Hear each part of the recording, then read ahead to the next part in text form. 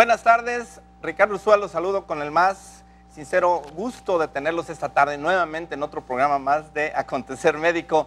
Bueno, pues con mucho gusto también de estar tratando un tema que la verdad a lo mejor de repente van a decir, bueno, ¿por qué tanto sobre el mismo? Lo que pasa es que realmente estamos inmersos en un problema bien importante que es todo lo que es el proceso del daño renal, pero esta tarde específicamente la intención es que todos retomemos la voluntad de donar órganos. Este es el tema de esta tarde, retomando la voluntad de donar órganos. Quédense con nosotros, tenemos invitados muy interesantes. Comenzamos.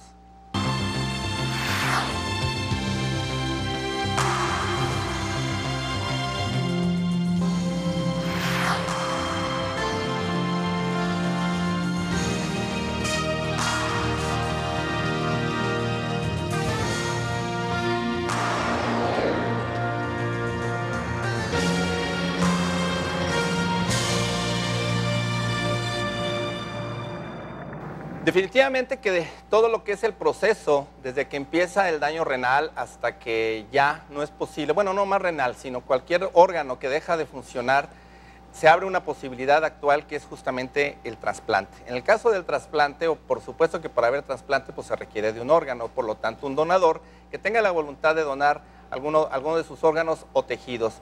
Hay una situación que queremos revertir aquí en nuestro estado y a nivel nacional, y es justamente que ha habido digamos, un freno en la situación de trasplantes y de que esta solución se esté aprovechando como es debido. Yo les quiero primero que nada mencionar algunas estadísticas a nivel nacional, en la cual según datos del Registro Nacional de Trasplantes al 21 de septiembre de este año, o sea, actual, hay alrededor de 15,175 personas a nivel nacional en espera de un trasplante.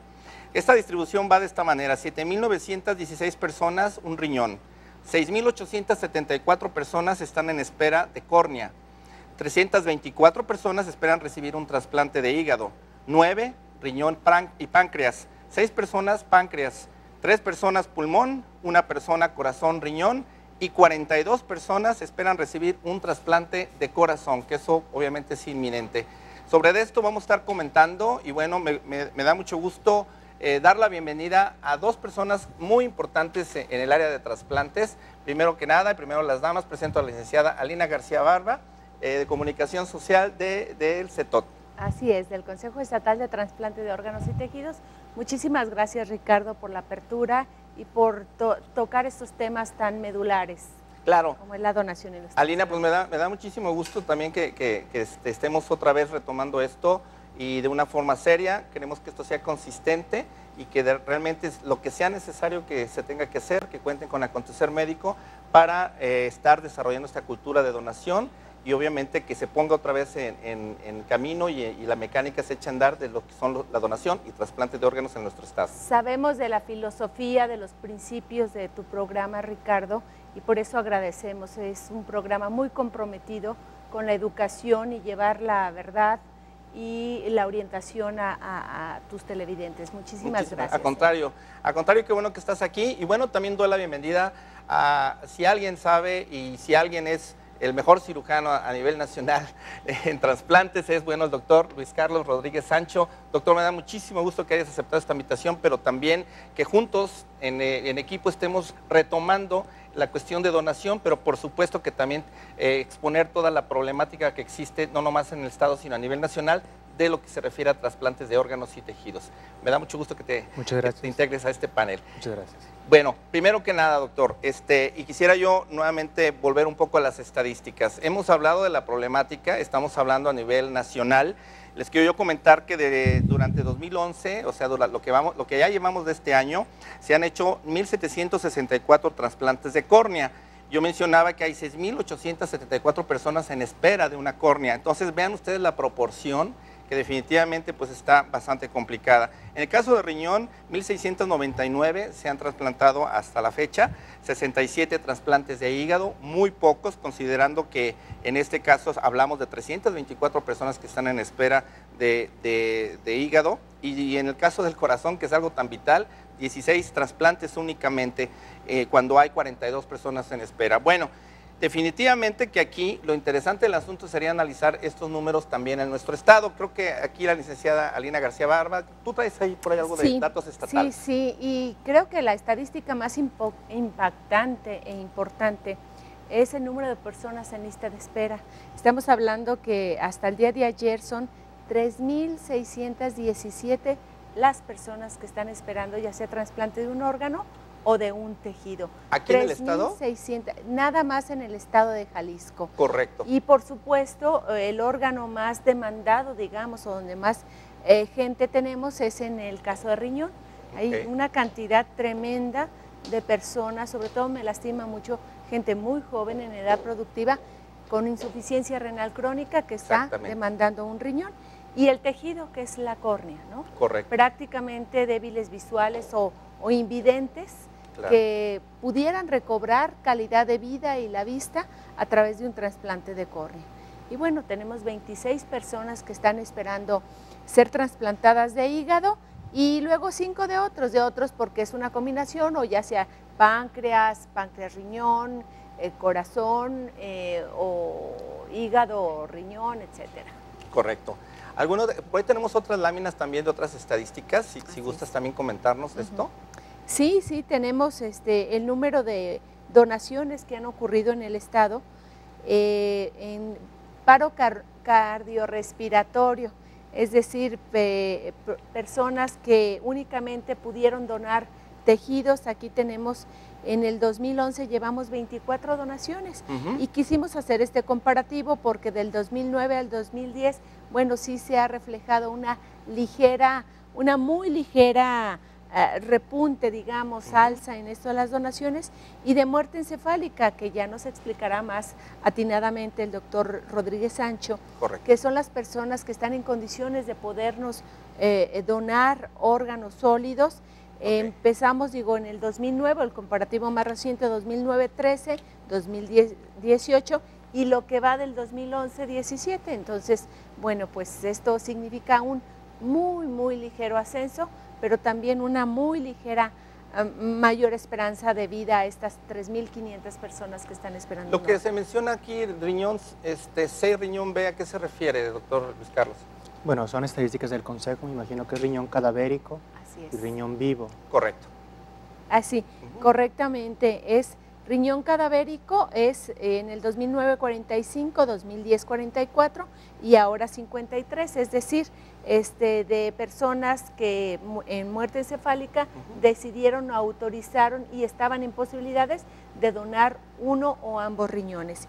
Y en el caso de donador vivo, como todos sabemos, hay dos tipos de donación cadavérica o la donación de vivo relacionado, es decir, que una persona en vida puede donar a un familiar, a una persona muy cercana, ya sea un riñón o un segmento de hígado.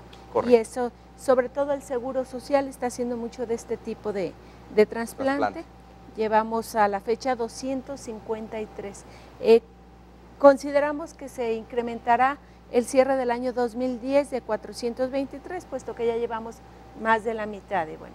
Correcto. Bien, pues los números son fríos, definitivamente estamos viendo estadísticas que igual al mismo tiempo nos dejan fríos de ver la gran necesidad que existe de tener órganos, tejidos, pero también de estar desarrollando los trasplantes. Doctor Luis Carlos, ¿qué opinas de estas cifras? ¿Qué opinas de estas estadísticas? ¿Se pueden revertir? ¿Son reales? No sé, tu experiencia, ¿qué nos dicta? Bueno, las estadísticas son como ustedes ven, desfavorables para la gran mayoría de la población. Y se puede profundizar un poquito más viendo que los pacientes que llegan a lista de espera son una fracción de los pacientes que realmente están enfermos. Por ejemplo, en hígado, que es el área que más conozco, hay 25,000 muertes al año por enfermedades del hígado. Y de esos vemos que apenas hay 300 y tantos listados en una lista de espera. Sigue siendo una fracción minúscula. Y de esa fracción listada, pues solamente 65 enfermos accedieron a un trasplante en ese año. Entonces vamos, la lista de espera es más grande que la necesidad y no se diga a la gente que nunca llegó a la lista de espera por cualquier razón, aunque no todos los enfermos pueden acceder a la lista de espera, pero aunque fueran la mitad de la gente enferma que pudieran ser candidatos a trasplante, bueno, sigue siendo una situación muy, muy mala, ¿no? Entonces estamos hablando, para clarificar esto, quiere decir que de los números que estamos dando, por ejemplo, en el caso del riñón, estas 7,916 personas, digamos que están todavía con una sobrevida, digamos, y que están en espera, pero en el transcurso de esta espera han muerto 20,000. No, quiere decir que hay más de 20, 30,000 gentes con insuficiencia renal, sí, y solamente están en lista de espera 7,000. Ok, correcto. O sea, una fracción de los enfermos alcanza lista de espera. Y de la gente que alcanza lista de espera, una fracción de ellos alcanza un trasplante. Correcto. Entonces, lo primero que se le debe decir a un trasplantado es felicidades. O sea, usted representa ese 2% de la gente enferma que logra acceder a un trasplante. Correcto. Entonces es muy importante desde el área que tú has manejado desde hace tiempo, evitar que el enfermo llegue a la insuficiencia renal, sería un paso de salud muy importante que ustedes están abordando, pero ya desde que llegó, bueno, proveer la terapia sustitutiva, en su momento diálisis, y de los que se puedan, candidatos, ponerlos en lista de espera, ayudaría.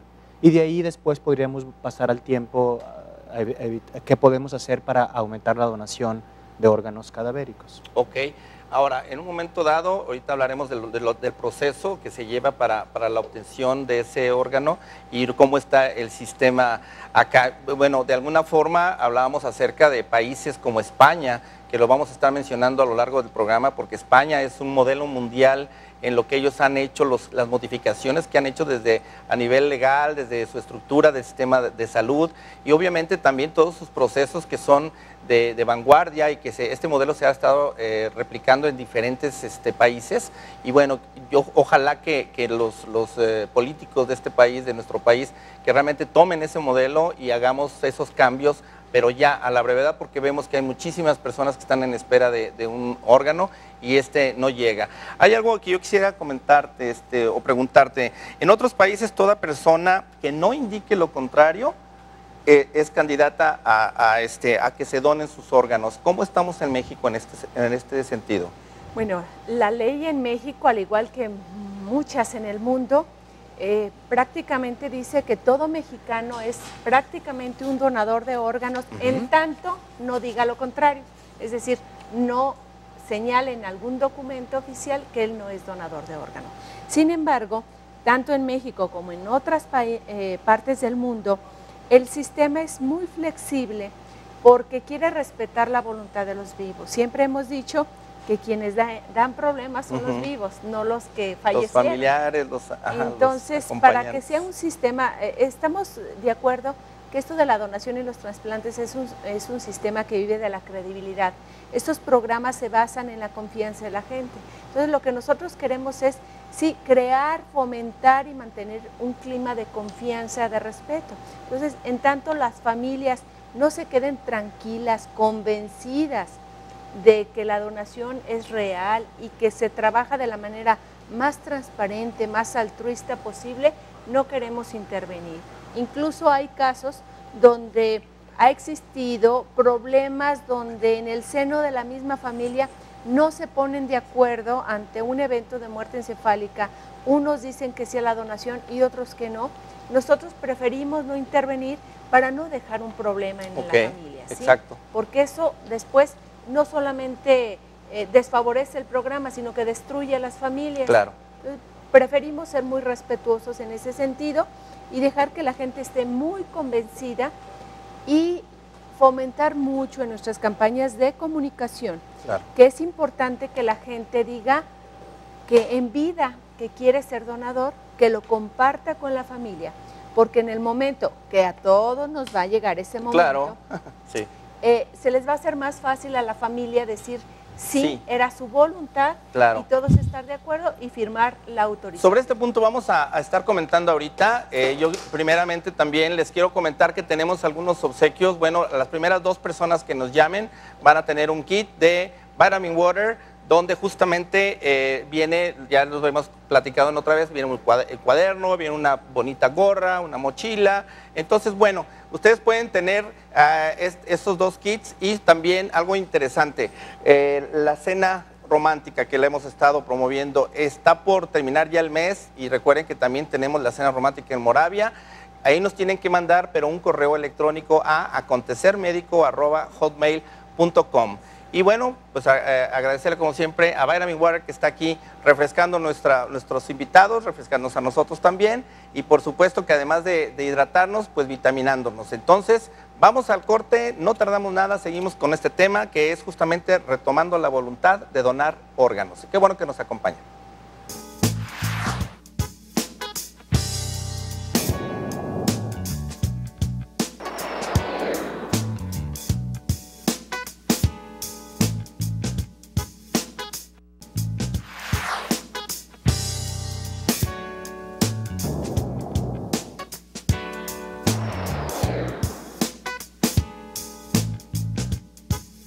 Con este tema de retomando esta voluntad de donar órganos, estamos marcando un parteaguas.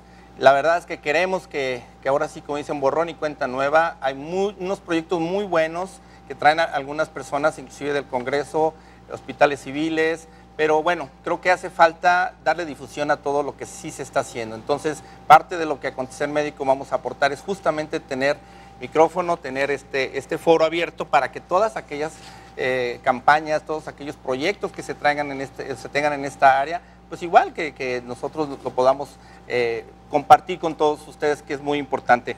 Aparte de este tema que estamos hablando de trasplante, de donación y todo, y donación de órganos, les quiero comentar que va a haber algunas actividades, van a tener unas actividades el Consejo Estatal, y bueno, va a haber una carrera que va a ser el domingo 25 de septiembre, bueno, pues ya viene ahí están viendo los datos. La organiza el Consejo Estatal para la Prevención de Accidentes y el Consejo Estatal de Trasplante de Órganos y Tejidos, tanto de Jalisco como no, todos son de Jalisco, perdón. La hora es a las 8:30, ya se pueden inscribir de hecho ahí vienen los teléfonos, va a ser en el Parque Metropolitano, va a ser además pues es una carrera simbólica, obviamente, más que todo es una convivencia, va a haber pacientes, me comentaba Salina que va a haber pacientes trasplantados, sí, pacientes una categoría muy bonita, ajá, porque es para pacientes trasplantados o qué pacientes padre, donadores. Perfecto. Y simultáneamente estaremos llevando a cabo una caminata con pacientes en lista de espera. Okay. Ellos no pueden correr, no pueden competir, no pueden esforzarse, pero sí quieren participar, entonces va a ser algo más tranquilo. Y una caminata, ya tenemos en la caminata 100 inscritos. Perfecto. Los pacientes y sus familias. No, pues muy bien. Y bueno, también el Consejo Estatal de Trasplante nos trae aquí un obsequio para las primeras 8 personas que llamen. Es un mousepad, o sea, es un colchoncito para el mouse de la computadora, y un corazón que también es antiestrés. Entonces está bonito el regalo. Tenemos 8 juegos de estos, entonces llámenos también, y esas 8 llamadas primeras se llevarán estos 8 kits que nos está trayendo aquí la licenciada Alina García Barba. Y bueno, pues entrando ahora sí en materia nuevamente con todo esto de la cuestión de la donación. Hay un aspecto muy interesante, mi estimado doctor Luis Carlos, el aspecto psicológico. Hay además muchos mitos que los vamos a mencionar más adelante, pero en este caso yo creo que, bueno, al final, como tú decías hace rato, Alina, todos vamos a morir. Entonces, en ese sentido, yo quisiera ver cómo incentivar a que las personas y busquen una solución de que cuando, por ejemplo, yo quiero donar mis órganos, pero como lo que tú comentabas, Alina, resulta que al final la familia dice, no quiero que me lo destacen, y X o Z, no me lo toquen, y bueno, pues obviamente son momentos muy difíciles, muy amargos. Aquí en este caso, ¿qué te ha tocado vivir? ¿Cuál es el manejo? ¿Cuál sería el mensaje como para poder ya romper con ese estigma?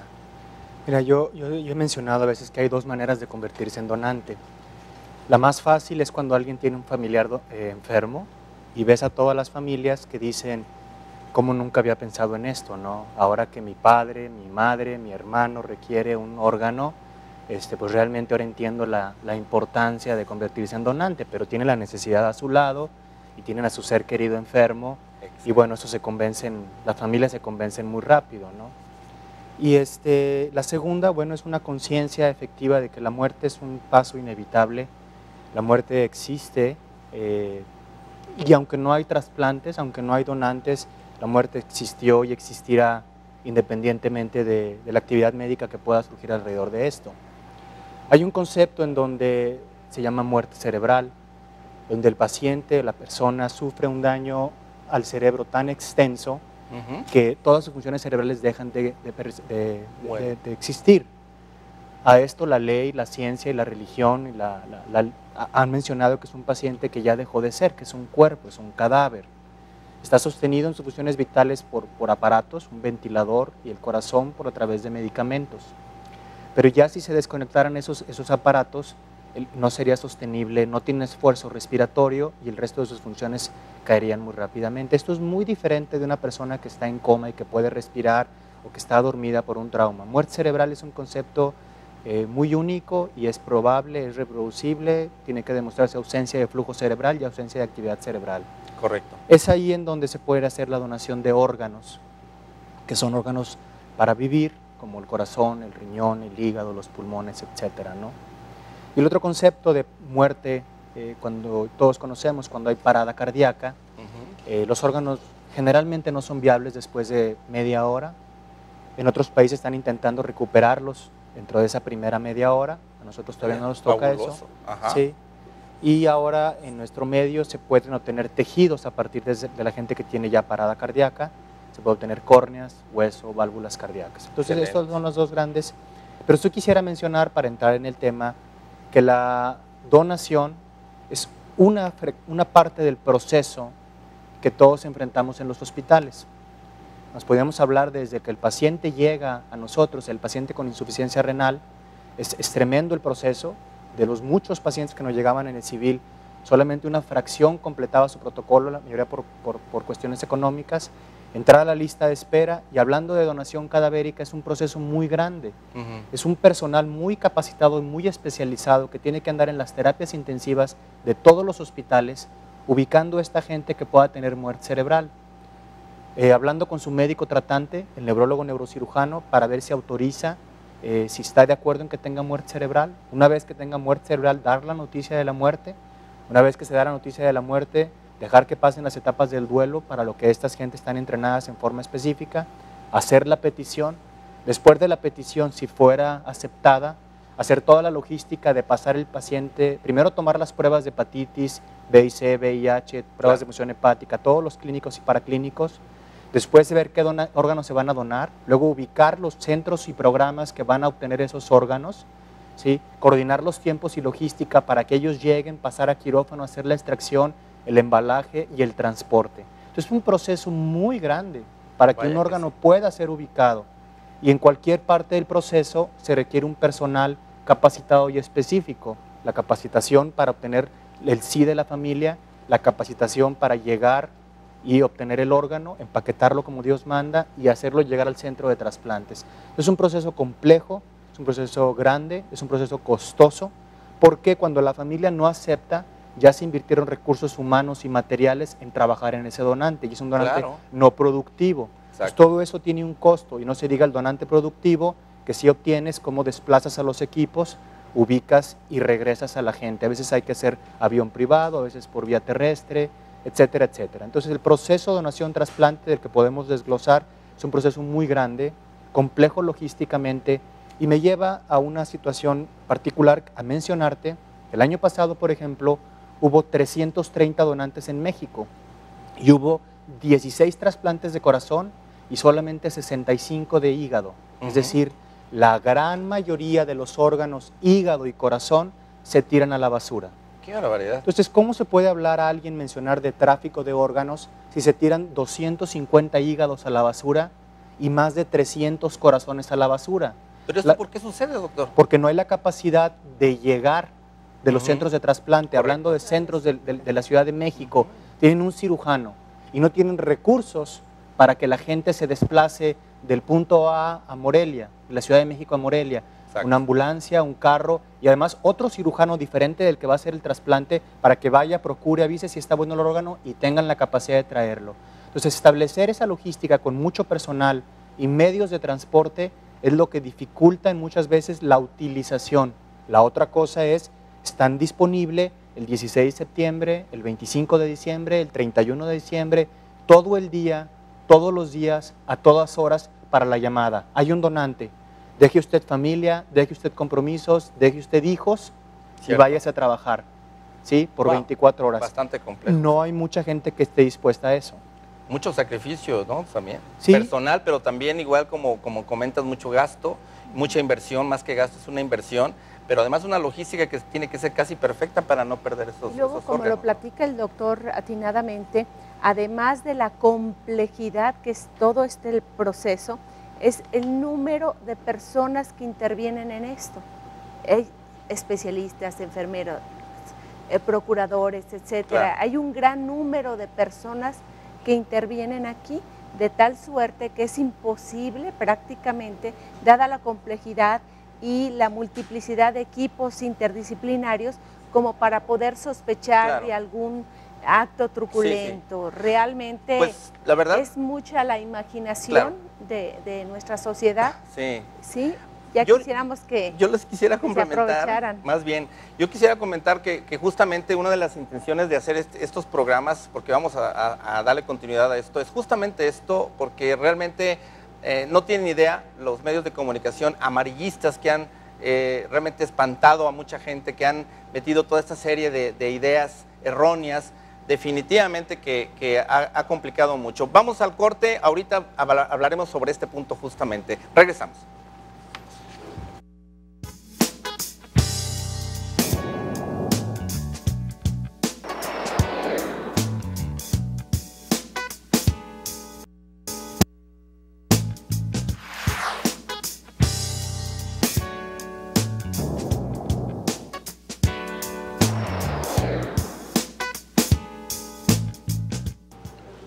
Hablando de más cifras, en México, como comentaba el doctor Luis Carlos Rodríguez Sancho, hay 320 donaciones cadavéricas. Estamos hablando que hay más o menos en promedio 10 por cada millón de habitantes. Esta cifra aún es baja y les puedo comentar que tenemos alrededor de 10 a 12 años de retraso comparativamente con España, por ejemplo, u otros países que tienen ya sistemas ya muy avanzados en esta área. México se distingue, eso sí, por altas donaciones, pero entre personas vivas, lo que quiere decir que cuando es algo directamente, aquí ya nos explicará el doctor Luis Carlos, y bueno, también la experiencia de Alina García Barba, que ella es del Consejo Estatal de Trasplante de Órganos y Tejidos de aquí del estado de Jalisco. Entonces vamos a hablar de los tipos de trasplante. Yo nada más quiero complementar lo que no alcancé a decir antes del corte, y es justamente esto, de que queremos romper estos paradigmas que sucedieron, de derribar todos esos obstáculos mentales que se crearon a través del amarillismo de los medios de comunicación. La medicina es muy seria, esto es muy serio y además se requiere de alta especialidad y se refiere mucho al costo y a la voluntad de muchas personas que participan en él. Entonces creo que hay que devolver la justicia a este programa y además que Acontecer Médico estamos comprometidos a que justamente estamos trayendo realmente la información veraz. Vamos entonces al tema de los tipos. ¿Qué tipos de trasplante, mi estimado doctor Luis Carlos? No, hay varios tipos de trasplante que vale la pena mencionar. El trasplante autólogo es cuando una persona puede donarse a sí mismo, por ejemplo, una persona quemada que tiene un fragmento de piel sano, pueden tomar un pedazo de piel y ponérselo. En otras ocasiones una paratiroides que se va a sacrificar, se puede cortar un pedacito y reimplantar, son autotrasplante. Esto no requiere inmunosupresión porque son tejidos propios, el cuerpo los va a reconocer como propios. Claro. Está el isotrasplante, que son pacientes genéticamente idénticos, hablando de gemelos idénticos, gemelos univitelinos. Todos traemos una marca en la superficie de nuestras células como una placa, que de hecho son básicamente 3 moléculas, que se llaman HLA. Los glóbulos blancos van brincando de célula a célula y van reconociendo la placa en cada una de las células, ¿sí? Si la ven que es la propia, no le hace nada, pero si la ven que es extraña, la van a atacar. Pues en gemelos idénticos que traen la misma placa, básicamente no hay necesidad de inmunosupresión. Son gente que no va a reaccionar porque el cuerpo piensa que es su propio órgano. Claro. El primer trasplante renal que se hizo en Boston hace muchos años era gemelos idénticos, porque en aquella época no había inmunosupresión, pues por eso fue eficiente. El alotrasplante es cuando ya 2 individuos de la misma especie pueden trasplantarse y es lo que más hacemos, 2 individuos que son genéticamente parecidos, vivos relacionados o que no son nada parecidos, cadavérico, por ejemplo, que no tiene nada que ver conmigo. ¿Qué diferencia hace para una persona o para el trasplantólogo? Bueno, entre más parecidos genéticamente, menos dosis de inmunosupresión va a requerir, entre más separados genéticamente, vamos a requerir más inmunosupresión para mantener aplacado el sistema inmune y que no se genere un rechazo que pierda el órgano, ¿no? Correcto. Y existe por último el genotrasplante, una especie diferente. Básicamente en humanos se ha utilizado el cerdo y el chango, el cerdo para tejidos por un lado, válvulas cardíacas se sigue utilizando, pero no son válvulas que estén celularizadas, son la pura armazón colagenosa, correcto. Por eso no hay rechazo y no hay necesidad de medicamento. Pero se ha utilizado riñones de cerdo o riñones de primates en humanos, no han funcionado porque la disparidad genética es muy alta y hay un rechazo inmediato, pero ya hay mucho avance en el trasplante de cerdo a primate y han logrado que vivan de 7 a 15 días. Ese quizá pueda ser el futuro de la trasplantología, en donde podamos obtener órganos de un cerdo genéticamente modificado y que pueda ser humanizado con moléculas a través de ingeniería genética y tener una fuente inagotable de órganos como fuente para los humanos. Hay Correcto. otros procesos muy interesantes que se están investigando, pero que sería muy largo hablar de eso. Sí, claro. Correcto. Bien, acerca de los tipos, obviamente también estamos hablando de lo que es en sí el órgano sólido, que hablábamos de los 320 donaciones cadavéricas, pero que aquí están incluyendo los tejidos, me decías, y los órganos sólidos, lo que quiere decir que realmente aquí entrarían desde ligamentos, hueso, piel. Entonces, en realidad, la donación sí es mucho menor, específicamente de órganos sólidos. Sí, bueno, 330 sí son los sólidos, pero las estadísticas, que como dicen, enseñan todo menos lo esencial. A veces se pone que hay 1000 donaciones en el país, ¿no? Cuando en realidad son 300 de órgano sólido y una gran cantidad de tejidos. Okay. Realmente lo que impacta a la población, lo que la saca de diálisis, esos son órganos sólidos, ¿sí? Que desgraciadamente siguen siendo muy pocos. Claro. Y la donación de tejidos, pues sí, restablece la visión o le pueden reparar la rodilla a alguien que se la tronó un ligamento, pero no son de calidad de vida, exacto, no son vitales. Ok, creo que una forma de poder derribar estos paradigmas es justamente conocer el proceso de donación y trasplante. Aquí en este caso, bueno, hablando del Consejo, Alina, ¿qué papel juega el Consejo Estatal? Bueno, el Consejo Estatal es un organismo público descentralizado cuya función o misión principal es generar todas las estrategias para el fomento de una cultura de la donación y los trasplantes y obviamente toda la información concerniente a dar certidumbre y confianza en los programas. Y por otro lado, hacer gestiones y algún tipo de políticas que lleven a fomentar la práctica de la donación y los trasplantes. Es decir, no somos un organismo vigilante, punitivo o normativo. Correcto. Sencillamente está en términos de gestoría, procurar que se den las condiciones de articular todo el engranaje para que equipos médicos, para que sucedan la capacitación necesaria. Como decía el doctor, necesitamos más médicos, más personal médico calificado y capacitado, claro, para articular en los mismos hospitales, en las unidades de salud, todo lo que es el proceso de la donación. Y tener la disposición para trabajar. Promover capacitación, claro, promover nada más toda la cuestión legal y las políticas, correcto, gubernamentales, federales, estatales, de incidir en ellas para que esto se dinamice.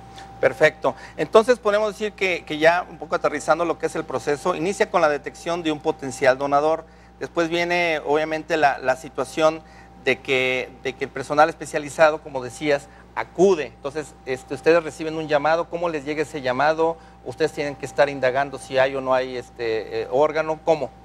Bueno, ya debe separarse la actividad del trasplantador, sí, de esta actividad que se llama procurador. Este modelo donde nosotros hacíamos de pitcher, de catcher y primera base, exacto, donde íbamos a hacerle la pregunta, ya desapareció y debe desaparecer. Correcto. Entonces, personal especializado, que como decía Lina, es muy escaso.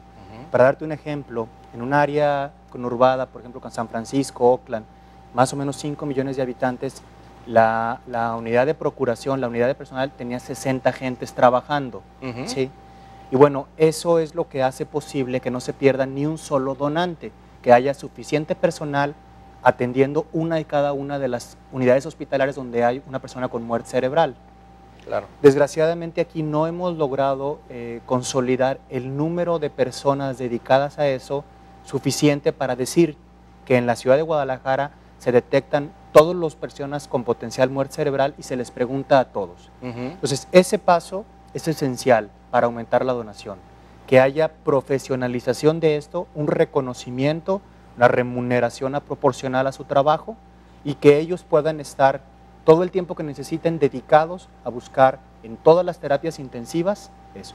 Detectan el donante o el potencial donante en las terapias intensivas, se comunican con su médico tratante, el médico tratante determinará si el paciente está en muerte cerebral o no y nadie más.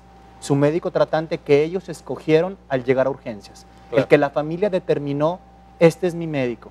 Ese médico al que la familia le tiene confianza, le podrá decir a la familia, lo siento, se han hecho todos los esfuerzos, pero tiene muerte cerebral y esto es irreversible. En ese momento se da la noticia, empiezan las etapas de duelo, el personal está pendiente y cuando se ve que el duelo ha pasado esa etapa de negación y negociación y hay un poquito más de resignación, la persona sabrá en el medio ambiente especializado y de la forma correcta hacer esa petición. Perfecto. Señores, estamos comprendiendo su duelo. ¿Sería posible que su ser querido siga viviendo en el cuerpo de otras personas? ¿Estarían ustedes dispuestos? Y ahí de la manera correcta pueden obtener algunas veces el sí. Claro. No, yo creo que este punto es importantísimo. ¿Sí vas a comentar algo, Lina? Y sobre todo que se maneja esto como el derecho que tienen esas familias de saber que tienen una opción. Es un derecho. Hacer valer esa opción de decidir sí o no a la donación. Claro. Y se acerca este personal que les llamamos procuradores de órganos, se acerca más que nada para dar una relación de ayuda. Exacto. Y de orientación. Correcto. Nunca coercitivo, nunca imponer, es un personal muy capacitado, finamente entrenado para este momento tan especial, crucial y fundamental. Sí, porque aquí se necesitan ser empáticos, necesitan estar, digamos, ahí. Bueno, por cierto, yo quiero nada más recordarles que Fresenius Kabi tiene un programa de prevención de daño renal específicamente. Ahí están los datos en el Centro de Atención Nutricional, es sin costo. Si en sus exámenes de orina, por ahí ya le dijeron que tiene proteínas en la orina, acuda a este centro, ahí vienen los teléfonos y sin costo alguno le van a hacer un programa especial para frenar la progresión del daño en su riñón. Así que tomen esta oportunidad y obviamente esta es una campaña que traemos y vamos a estar teniendo con Fresenius Kabi para precisamente llegar lo menos posible a ver a situaciones como la que hemos estado hablando, de tener que acudir a un trasplante, que como hemos visto está bastante compleja la situación de conseguir órganos, ya no nomás en la cuestión de que se donen, sino que tener el equipo adecuado. El no tener equipo adecuado, doctor Luis Carlos, también implica, por ejemplo, que entramos un poco en el plano de la administración, en el sentido, bueno, no hay plazas, no hay recursos para pagar más especialistas, o no hay interés de los médicos por tomar esta especialidad. ¿Cómo está esta problemática? Efectivamente, no hay dinero nuevo para esto. Sin embargo, analizando la economía de la enfermedad, se gasta mucho en la enfermedad. Claro. Una persona que muere de cirrosis no muere el día que le diagnostican. Esa persona va a durar años enferma y en sus últimos 2 años va a tener varios internamientos de entrada y salida hasta que fallezca. Pues si juntan el costo que tuvo esa persona desde que fue diagnosticada hasta que falleció, es un costo muy alto. Claro. El insuficiente renal, iba para allá, gasta en un año en diálisis lo que se hubiera gastado en un trasplante en un hospital particular. Entonces, más o menos se ha calculado que el país gasta 11,000 millones de pesos en diálisis y no gasta ni 1,000 millones de pesos en trasplante. Entonces, regresamos, la farmacoeconomía, la economía de la enfermedad debería hablar por su cuenta para decir al sistema de salud, hey, estás gastando muchísimo en mantener la enfermedad, pero no estás gastando nada en proveer la curación. Por supuesto. Entonces, relocalizar esos recursos que ya se están gastando sería una idea en un país que está con los recursos limitados como el nuestro. Claro. ¿Y la prevención, doctor?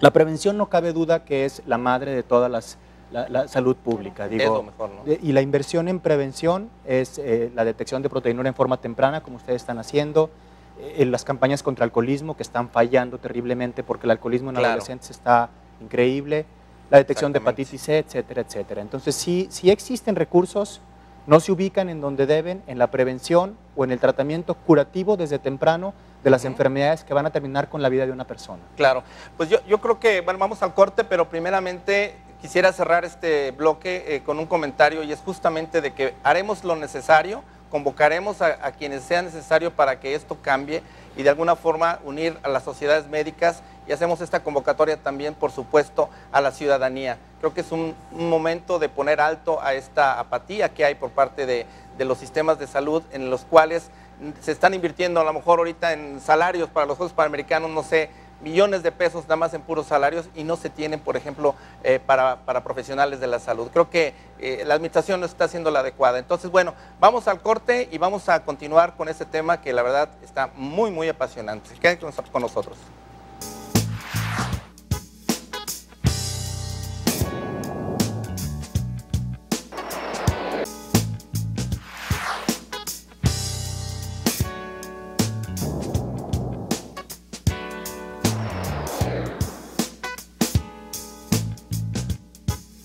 Bueno, pues dentro de esta propuesta que tenemos Acontecer Médico, nos unimos entonces a este plan donde vamos a tocar puertas, sea aquí, sea a nivel federal, para que esto funcione como debe funcionar y que se hagan los cambios necesarios, que se hace ya perentorio definitivamente en nuestra sociedad, terminar con esto que pasan los años y no pasa nada, que eso es lo triste.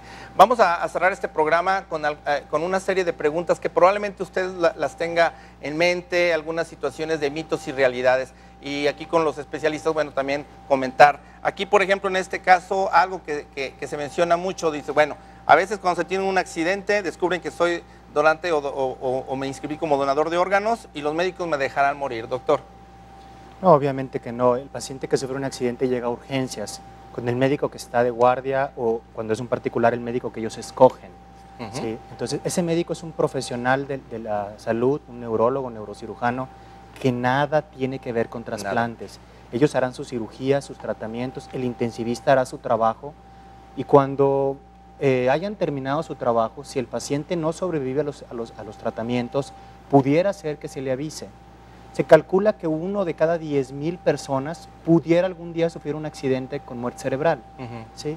También vamos a pensar que la gran mayoría de los donantes cadavéricos que se generan son de instituciones públicas, que van a pacientes de instituciones públicas. Estamos hablando del 90 o 95% de los donantes. Exacto. Lo va a recibir alguien por quien su trasplante el médico no recibe ninguna remuneración más que su salario. Exacto. Y entonces le pagan igual si hace un trasplante o si hace 10 trasplantes ese mes. No tiene ningún incentivo de ningún tipo por generar más donantes. Va a trasplantar lo que se genere. Entonces, es un mito que fácilmente con los números y con la realidad de todo el mundo que ha llegado a urgencias lo pueden constatar. Perfecto. Por ahí tenemos otro mito también. Bueno, se menciona también que algunas religiones se oponen a la donación de órganos y tejidos. Alina. Prácticamente todas las religiones no solamente están a favor, sino que recomiendan a sus seguidores que se fomente esto, porque es un acto de amor, un acto de solidaridad, claro, un acto de grandeza humana. Perfecto. El siguiente mito, que seguro es una pregunta que usted también se puede hacer, el ser una persona con posibilidad económica o famosa, ¿le permite adelantarse en la lista? A ver el consejo que dice. No, la lista es un parámetro, el doctor también lo podrá decir. El primer criterio que se establece para decidir a quién se le asigna el órgano es un criterio médico. Eminentemente creo que es la cuestión de urgencia, después compatibilidad, no solamente grupo sanguíneo, sino peso, talla, edad, etcétera. Y un tercer elemento que pudiera, en caso de que estos dos hubiera un empate, pues entonces es el número de lista de espera. Y serán los comités médicos de cada institución, claro, los que decidan esta asignación. Correcto. Doctor, ¿quieres agregar algo sobre este punto? Sí, es muy importante recalcar lo que acaba de decir la licenciada. En órganos no vitales, como el riñón, el tiempo de espera tiene una prelatura importante. No es el único. Hay compatibilidad, hay grupos sanguíneos, sensibilización, etcétera. Pero tiempo de espera tiene un peso específico porque los pacientes están más o menos en la misma categoría, están en diálisis todos. Claro. Sin embargo, hay criterios en cuanto a edad. Un órgano de 17 años se lo vas a poner a un paciente joven. ¿Con qué? Con el fin de sacarle mayor años vida post-trasplante a ese órgano. Por ¿sí? supuesto. No le vas a poner ese órgano de 17 años a una persona de 75, no por discriminación, sino porque la expectativa de vida de él son 5 años. Claro. Tienes un donante de 65 años, ese órgano no se lo vas a poner a un muchacho de 20 años, porque ese órgano no le va a durar 20 años más, le va a durar 5 o 7 años. ¿sí? Okay. Entonces, ese órgano de 60 años se lo vas a ubicar a una persona de 60 años con diabetes, cuya expectativa de vida no es más de 7, 8 años por los problemas cardíacos, etcétera, etcétera, que la persona tiene. ¿Okay? Por supuesto. Entonces, tiempo de espera y condiciones del donador. Y en órganos vitales, recalcando lo que dice la licenciada, la gravedad tiene prelatura sobre el tiempo de espera. Llega un paciente grave, ¿sí? Ese, aunque tenga un día de tiempo de espera, tiene prioridad. Es una persona que tiene 6 meses que no está tan grave. Qué importante es. Sí, entonces, es muy importante aclarar órganos vitales de no vitales, pero también mencionar, en el tiempo que estuvimos en el Hospital Civil, de los últimos 200 enfermos enlistados, tuvimos 3 muertes en lista de espera y casi todos los pacientes que llegaban hoy y se morían en 2 días, que no nos daban tiempo. ¿Por qué hay tantos órganos en México que sobran? Correcto. Aún trabajando al máximo de capacidad, había órganos que no podíamos utilizar. Llegamos a hacer 4 trasplantes en 36 horas de hígado, trabajando sin parar. Entonces llegaba una siguiente llamada y ya logísticamente ni el banco de sangre, ni la terapia, ni nosotros podíamos trabajar. Entonces hay más órganos que capacidad de respuesta. Exacto. Eso estaba antes y está hoy. Entonces es un punto bastante fundamental que hay que ver. Tenemos por ahí otro de los mitos también, que esto se me hace interesante. Cuando muera, ¿se respetará mi decisión de donar? Tú algo comentabas al principio. Platicarlo con la familia. Es lo básico. Platicarlo con la familia, insistir que es su voluntad y así como nosotros disponemos, si queremos que nos incineren o que nos cremen y las cenizas en el mar o en la montaña, lo que sea, también hay que decidir qué disposición le vamos a dar a nuestros órganos. Correcto, y respetar en este caso la voluntad de la persona que en vida dijo, ¿no? Bueno, otro mito que tenemos también aquí importante, hay algo que se escucha mucho, este mito urbano, del hecho de que desapareció alguien y ya regresó y traía una cicatriz y le quitaron el órgano. Doctor, ¿esto es posible? Mire, pues obviamente sí sería posible agarrar a alguien, pero no tiene ni sentido. Lo primero, que el hecho es que no hay una sola denuncia en todo el país de algo similar. Correcto. Vamos, a alguien que le faltara un órgano iría a un ministerio público a decir, oiga, alguien me sacó un órgano, ¿no? Ajá, exacto. Entonces no existe, y ese es el hecho real que refuta ese mito. No existe una sola persona que realmente haya dicho a mí me quitaron un órgano. Exacto. Pero en todas las ciudades y en todos los países que usted va a visitar, va a encontrar esa situación. Correcto. Y siempre va a haber películas, cuentos o correos electrónicos versando sobre este mito. Sí, la verdad es que sí, es un rollo. Bueno, tenemos el último mito y que se refiere justamente de que hay quien despierta, o sea, que supuestamente está ya con ese problema de muerte cerebral y sin embargo despierta. Tú hace rato lo comentabas, doctor. Sí, un coma profundo donde hay actividad cerebral, tiene flujo cerebral, esa persona tiene una parte de su cerebro viva y esa persona pudiera en un momento dado tener conciencia o mantenerse en estado vegetativo por años. La muerte cerebral, absolutamente no hay flujo cerebral y absolutamente ninguna parte de su cerebro tiene funciones. De ahí no despiertan y generalmente inclusive la parada cardíaca sucede en horas después de que se diagnosticó. Correcto. Bien, y pues para terminar el programa aquí tenemos 2 preguntas. Antes que nada, agradecerles todo el número de llamadas y la verdad todas las felicitaciones que han dado al programa, ha sido impresionante. Bueno, pero tenemos aquí 2 que queremos pasar, que es felicitaciones al doctor por parte de la señora Estela Ramírez, ya que operó a su hermana Emma. Dice que muchísimas gracias. Entonces, también la otra pregunta es que ¿cuál es el promedio de vida de una persona trasplantada de hígado? Obviamente tiene que ver con la edad en la que se trasplanta. Una persona que se trasplanta a los 60 años, por sus 60 años, pues va a vivir 10, 12 años más, ¿no? Okay. Pero como les digo, casi siempre van a morir con el órgano funcional, no se van a morir del hígado. Okay. La principal causa de muerte de un trasplantado de hígado es cardiovascular. Correcto. ¿Sí? La persona, por cuestiones de su edad, puede ser que muera del corazón. Pero una persona que se trasplantó a los 20 años, su expectativa de vida sí está un poco más reducida, pero es posible que viva 40 años más. Wow. Pues tiene que ver la edad a la que se trasplanta, la causa por la que se trasplanta, donde el virus C regresa en el hígado trasplantado y limita la existencia a 10 a 14 años porque el virus volverá a causar cirrosis, pero en pacientes sin virus C van a morir de otra cosa diferente del hígado. Qué interesante. Y que se cuiden. Aprovechando que agarraste el micrófono, Alina, ¿qué puedes concluir en este programa y que quieras mandar mensaje a nuestros teleauditores? Hoy alguna gente puede decir no a la donación por dudas, por mitos, sospechas, lo que quiera. Pero le preguntaría yo, ¿Su respuesta sería igual si usted o un familiar necesitara el órgano? Esa es una muy buena pregunta. Doctor, ya de despedida, un mensaje que quisieras enviar. Enfatizar lo que acaba de decir la licenciada, porque no es una probabilidad. De las 5 primeras causas de muerte en México están corazón en número 1, riñón en 3 y hígado en 5. Es muy posible, muy factible, que nuestro familiar en primer grado, hacia arriba o hacia abajo, vaya a requerir un órgano, si no es que nosotros mismos. Entonces, estamos hablando de una cultura, de una mentalidad para salvarnos y salvar a nuestra familia. Claro. Bueno, pues definitivamente que muy interesante el programa. Hay muchísimos temas, sé que quedaron probablemente muchas preguntas pendientes de contestar, pero mándenos un correo a acontecermedico@hotmail.com y con todo gusto aquí nuestros invitados tendrán sus respuestas puntualmente. Yo me despido de ustedes, ha sido un gran programa, les agradezco muchísimo sus llamadas, sus felicitaciones y sobre todo el apoyo que nos están dando muchas empresas como en este caso Fresenius Kabi. Volvemos precisamente en 8 días aquí en vivo de 1:30 a 2:30 por 8 TV. Ricardo Ursúa, como siempre me despido, no sin antes recordarles que por favor y pedirles que cuiden su salud. Muchas gracias.